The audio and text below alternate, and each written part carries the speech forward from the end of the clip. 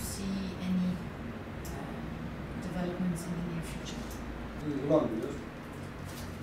Çünkü 90'lı yıllardaki olağanüstü hal döneminde gerçekten çok büyük zulümler yapılmıştı. Yani vatandaşlara büyük baskılar yapılıyordu. Köylere giriş çıkış veya burada giriş çıkışına kadar her şey kontrol altındaydı. İşte birkaç kilometrede bir kontrol noktaları vardı. Fakat şu anda 90'lı yılları aratacak düzeyde değil. Fakat günümüz koşullarına göre değerlendirirsek tabii ki insanların temel hak ve hürriyetlerini çok az da olsa, kısmen de olsa kısıtlayıcı bazı örnekler var. Dolayısıyla ülkemizin bir darbeyle karşılaştığını göz önüne aldığımızda büyük bir badire atlattık. Şu anki olağanüstü halde yani vatandaşların bu olayları gördükten sonra uygulanan olağanüstü hali de yani açıkçası çok ciddi manada bir itiraz da yok. Yani bir asra yakındır Kürt halkı temel haklarından mahrum bırakılmış, gün gelmiş, katliama uğramış, sürgüne gönderilmiş, evlerinden yurtlarından edildiler. Ama hakkın mücadelesinden vazgeçmedi. Fakat PKK'nın sivil alanlara çatışmayı taşımasıyla birlikte Kürtler artık kendi temel meşru haklarıyla konuşamaz bir duruma geldiler. Siyasiler de siyaseten bunu konuşamaz bir duruma geldiler. Yani dolayısıyla en büyük zararı Kürt halkı gördü. Hani 2005 yılında Sayın Cumhurbaşkanı Başbakan Diyarbakır'a geldi, bir konuşması var, tarihi bir konuşması. Kürt meselesini çözeceğini söylemişti ve gerçekten de Türkiye Cumhuriyeti tarihinde atılmayan adımlar atıldı. Yani şu anda TRT Kürt'ü 24 saat Kürtçe yayın yapmakta.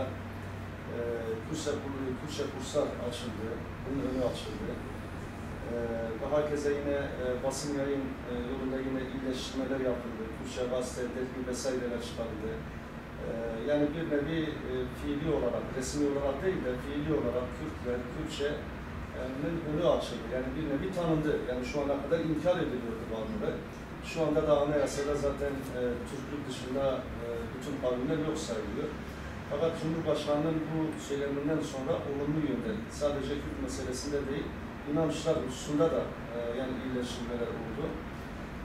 Yani bunu görmezden gelemeyiz biz. Çünkü bir asra yakındır Kemalist sistem bu ülkede bulunan Kürtlere ve bu ülkede bulunan Müslümanlara hep baskı uygulanmıştır. Onların inançlarını yaşamasına engeller çıkartmıştır, kimliklerini yaşamasına engeller çıkartmıştır.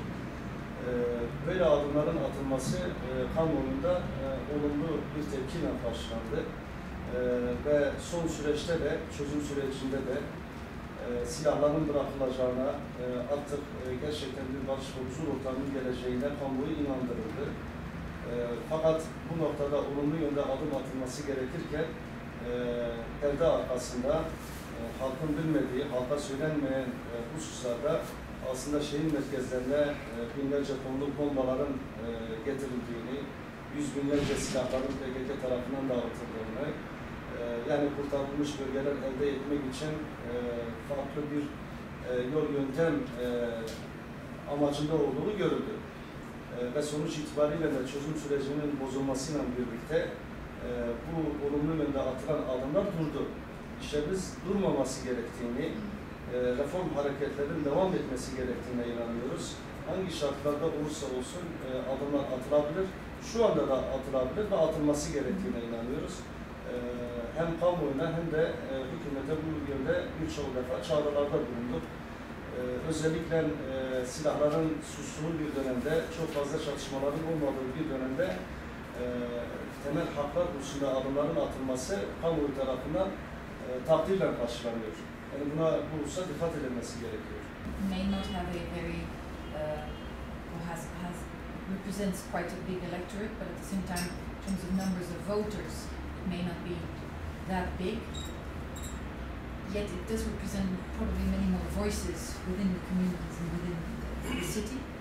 How do you think, I mean, how are you preparing in view of the local, the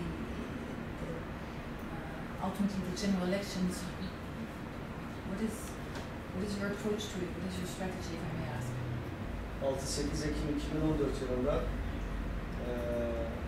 özellikle bölgede bulunan 30'a yakın il ve ilçe teşkilatımız PKK tarafından saldırıya, eş zamanlı olarak saldırıya uğradı. Bazı üyelerimiz vahşi ve canlı bir şekilde katledildiler. Belki duydunuz Şehit Yasin Gürü ve arkadaşları. Bu da PKK'nın, HDP'nin demokrasi anlayışını, özgürlük anlayışını ortaya koyuyor. Aslında kendilerinden başka bir güç, siyasi alanda çalışma yapan başka bir siyasi partiye tahammül edemediklerinin bir göstergesidir. Buna rağmen biz yine sağduyumuzu muhafaza ettik. Halkımızın menfaati ve maslahatı için, huzur ortamının daha da bozulmaması için bu saldırılara karşı da yine siyasi alanda mücadele ederek cevap verdik. Ve ben inanıyorum bu sağduyulu yaklaşımımız halk üzerinde de ve yine ülke içinde ve ülke dışındaki kişiler üzerinde de olumlu etki bıraktığına inanıyorum. Çünkü bizim siyasi felsefemiz her türlü şiddeti, çatışmayı, kaosu reddeden bir anlayıştır. Fikirler varsa fikirlerle çatışmanın olması lazım. Fikirlerimizle birbirimizi ikna etmeye çalışmamız lazım. Dolayısıyla yani bu tür baskıları da biz gördük yani açıkçası. 2015 yılında da yine 3 turda barikat siyasetini gördük. Bunun özellikle PKK mantığının tanınması açısından ben bunu söylüyorum. Çünkü özellikle batılı ülkeler PKK'yı bir özgürlükçü hareket olarak görüyorlar ama PKK'nın burada yapmış olduğu katliamları, zulümleri, Kürt halkına yapmış olduğu baskıları maalesef görmediler, görmek istemediler. Bu da belki de batılı ülkeler açısından olumsuz bir durum, eksi bir durum. Aslında olayları sıfırdan bir daha değerlendirmeleri gerekiyor. Kürt halkının özgürlük mücadelesinde temel haklarını, meşru haklarını elde etme mücadelesinde adil olmaları gerekiyor. Sadece bir iki söylemlerine bakarak PKK'nın zaten çok demokrasi, barış kelimelerini çok kullanıyorlar. Aldanmamaları gerekiyor. Halkın içine inip diğer siyasi partileri, sivil toplum kuruluşlarının da görüşlerini bilmeleri açısından faydalı olacağına inanıyoruz.